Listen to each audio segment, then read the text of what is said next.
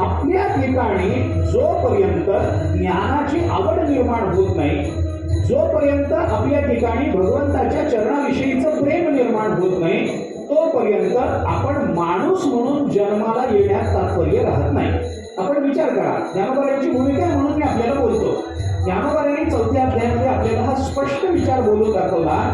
ऐके जया प्राण्यांच्या ठाई, ज्ञानाची आवडी नाही, तयाचे जियाने काही वरी मरण चांग. ज्ञानोबराय म्हणतात, अरे ऐक बाबा अर्जुना ऐक, ज्या प्राण्याच्या ठिकाणी ज्ञानाची आवड नाही ना, अरे असा माणूस जन्माला जगल्यापेक्षा मेलेला बरा. मेलेला बरा. ज्याच्या ठिकाणी ज्ञानाची आवड नाही तो मेलेला बरा.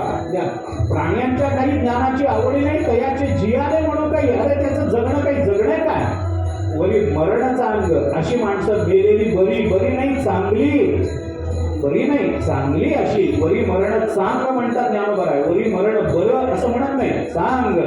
अशी माणसं मेलेली बरी. म्हणजे काय झालं, आपलं मनुष्यत्व, आपल्या मनुष्याचं व्यावर्तकत्व हे आपल्या केवळ मनुष्य देहामध्ये सामावलेलं नाहीये.